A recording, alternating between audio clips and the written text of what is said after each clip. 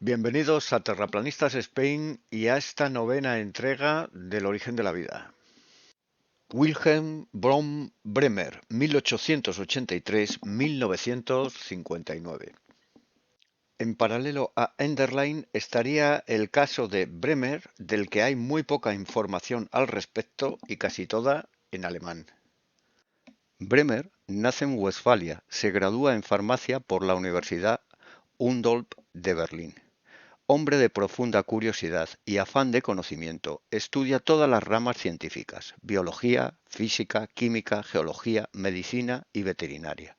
En 1923 es nombrado jefe de un laboratorio anatómico en Berlín, donde se dedica a investigar enfermedades virales en plantas, animales y humanos. Es allí donde, al indagar tratamientos para fiebre aftosa, Bremer descubre la importancia clave del valor del pH en los cultivos y fluidos corporales de los animales de experimentación. Hasta este punto, las mediciones del pH solo se conocían en sangre extraída de un organismo, pero esa sangre tenía un problema: cambiaba significativamente después de entrar en contacto con el aire. Teniendo en cuenta que una simple diferencia de una décima sobre una media de 7,3 ya creaba cambios significativos, producto del pleomorfismo que Bremer empezaba a intuir, ideó un instrumento de medición del pH sanguíneo directamente en vena. Fruto de esto, en 1928, Bremer descubrió, tanto en humanos como en los animales de experimentación con cáncer, un parásito común al que bautizó como Siponospora polymorpha, por la capacidad que presentaba de cambiar su forma, anunciando su descubrimiento en la revista Avances en Medicina. 3 años después, en 1931, sus estudios posteriores ratificaron la conexión entre este microbio polimórfico y el cáncer. Al mismo tiempo, Bremer descubrió que con el aumento de la edad y especialmente en el curso de enfermedades malignas, el pH de la sangre se acidifica peligrosamente, de manera que los microbios se desarrollan de forma proporcional en cada etapa patológica. En 1932, von Bremer publica en la misma revista el artículo titulado "El cáncer, una enfermedad generada por un microbio patógeno". Ese mismo año, Bremer solicitó al Ministerio del Interior de Prusia una revisión oficial de su investigación ante la relevancia de su descubrimiento. La revisión fue enviada a una comisión encabezada por el profesor Victor Schilling, un hematólogo reconocido internacionalmente y director de la Clínica Universitaria de Berlín. Tanto Schilling como Bremer analizaron el parásito sobre la base de los postulados de Hell-Koch, esto es, sobre las bases de la visión monomorfista imperante. De esta forma, comprobaron que se cumplían los siguientes: la sinopospora era regularmente detectable microscópicamente en los fluidos corporales o excreciones del organismo infectado. La sinopospora pudo aislarse del organismo y cultivarse en cultivo puro. El mismo cuadro clínico del enfermo era reproducible con el cultivo puro. Los resultados de las investigaciones de Bremer y Schilling confirmaron que se había descubierto el segundo parásito sanguíneo. Cabría destacar que el primero había sido el mucho más famoso patógeno de la malaria, por aquel entonces recientemente descubierto. Bremer publica sus conclusiones en un artículo que lleva por título Sinopospora polymorphica, un nuevo microorganismo de la sangre y su relación con la génesis tumoral. El profesor Schilling también firma el paper. La bomba había estallado. Alguien había encontrado el origen del cáncer en un patógeno. Y una vez se sabía la causa, se podía iniciar un tratamiento. Bremer había demostrado el microbio de la sangre exclusivamente en el microscopio de campo oscuro. Sin embargo, una comisión le pidió que estableciera la existencia del patógeno en un microscopio de campo brillante, lo cual era casi imposible debido a las finas y sutiles estructuras que este microbio presentaba. Un problema al que Reich y sobre todo Rife no se enfrentaron. Para estos examinadores nombrados por el régimen, la supuesta diversidad del patógeno, es decir, el desconocido pleomorfismo dependiente del valor del pH, debería de abarcar todo el espectro, desde la microcima hasta la bacteria. Las 8 fases del ciclo de la sinopospora polimorpa. Pero no todo fueron pegas, ya que dicha comisión pudo desplegar unos medios que le permitieron a Bremer sacar importantes conclusiones y verificar los procesos pleomórficos que daban lugar a la sinopospora polimorpa, de manera que las trabas que le pusieron los nazis le compensaron con estos resultados contrastados que pudo obtener de ello. En concreto, Bremer estableció que el proceso se distribuía en 8 fases. De la primera a la séptima, las diferentes formas observadas serían plenamente facultativas y tan solo la octava tendría el carácter realmente parasitario y por tanto cancerígeno.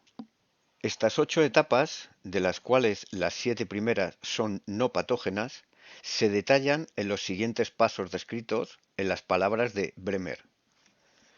Espora original presenta cuerpos centrales. La espora crece y se divide, y en la transición da lugar a la formación de esporangios dentro de los cuales surgen las esporas. Se acumulan esporas libres por esporas dobles en crecimiento. Las esporas germinan en forma de palillos o varas. Estos consisten en un tubo con un núcleo de polo cada uno. La aparición de estos palillos en microscopía de campo oscuro dejaba entrever que la formación de la sinopospora empezaba a ser posible. Los palillos se desintegran y liberan núcleos polares, que a su vez germinan en palillos, formando más palillos en otras partes. En la siguiente etapa el ciclo se va cerrando, las esporas en el interior se liberan después de la descomposición de los palos. El esporangio también se ata a los extremos, dando como resultado nuevas formaciones de varillas con núcleos terminales. Estaríamos ahora en la fase octava, ya patogénica, donde se formaría el cancerígeno real o siponospora. Y sólo la sinopospora tendría la capacidad de migrar a los eritrocitos, alimentarse de su hemoglobina y por tanto destruir los glóbulos rojos. Esto es algo que los oncólogos hoy en día conocen perfectamente, especialmente en lo que se refiere a la leucemia, que se traduce en una reproducción incontrolada de glóbulos blancos. Para consternización del NSDAP, a esta comisión creada por la propia Oficina de Salud del régimen nazi no le quedó más remedio que confirmar las conclusiones de Bremer. Pero la cúpula del Reich prohibió la publicación de estos contrarresultados que avalaban las tesis de Bremer. No obstante, ese año el partido nazi NSDAP le pidió que se uniera a él tal y como hiciera con todos los científicos importantes del momento, a lo que Bremer se negó.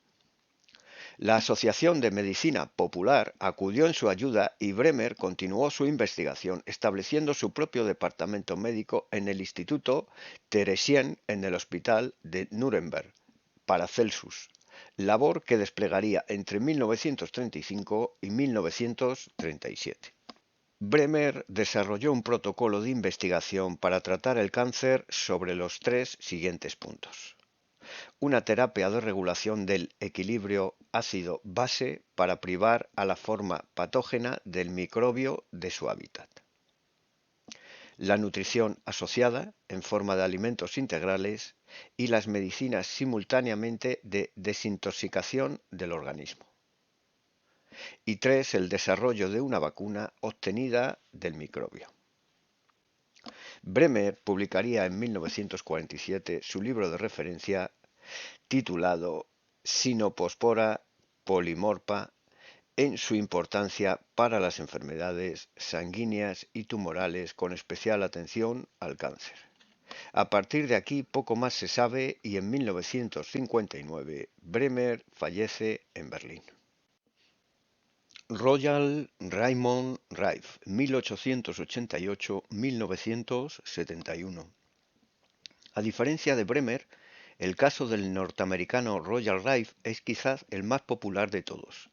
En 1920, Rife construyó un microscopio 100% óptico construido de 5.800 piezas con nada más y nada menos que 60.000 aumentos de potencia y 31.000 de resolución.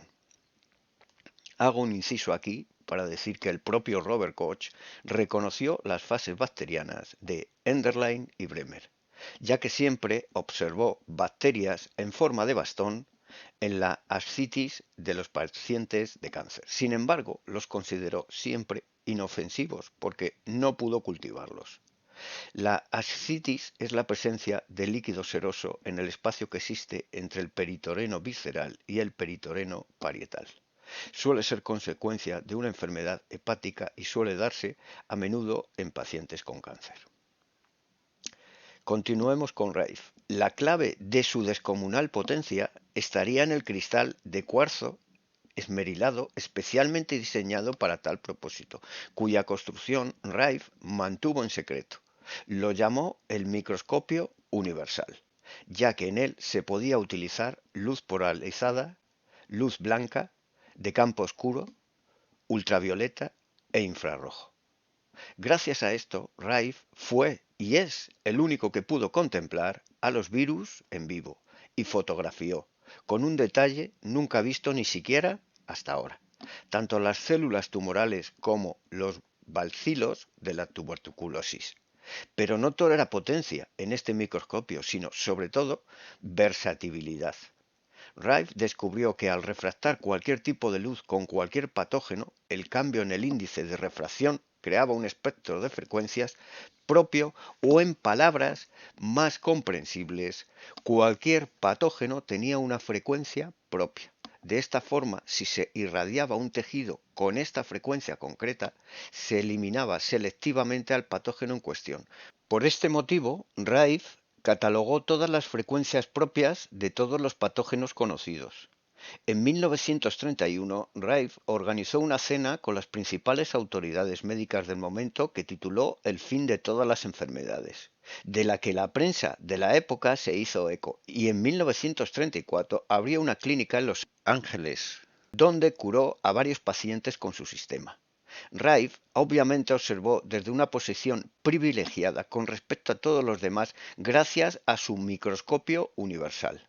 Tanto el pleomorfismo, del que ya hemos hablado bastante, como la ciclología de las bacterias, pero a diferencia de Enderlein, que trató de revertir el proceso mediante la medición isopática, Rife lo hizo directamente bombardeando el patógeno con frecuencias.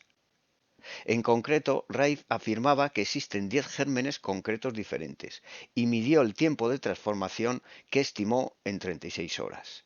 Por otra parte, Rife identificó que había dos células tumorales, los bacilos BX causantes del cáncer y los bacilos BI causante de sarcomas.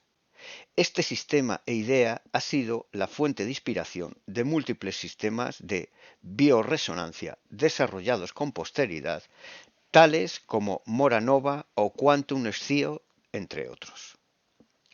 Lo que vemos no es en realidad la eliminación de los patógenos, sino un cambio en las condiciones bioeléctricas del terreno inducidas por las frecuencias de Rife, que revierten el proceso de degeneración isopática y restituyen el ciclo hasta la microcima. Es decir, nunca mueren sin más, sino que implosionan liberando miles de biones, tal y como, volviendo al punto de inicio, Reich observó. Las frecuencias utilizadas por la réplica del sistema Rife se hallarían entre los 100 y los 300 kHz. Pero sobre este particular asunto no todos coinciden en que ésta sea el rango original utilizado por Rife. Es muy probable que Rage estuviera plenamente al corriente de los trabajos de Rive cuando anunció los bacilos T y se inspirara en sus trabajos sobre los bacilos BX. La popularidad de Rive invita a pensar que es poco probable que Rage no conociera el caso. Hasta aquí la novena parte.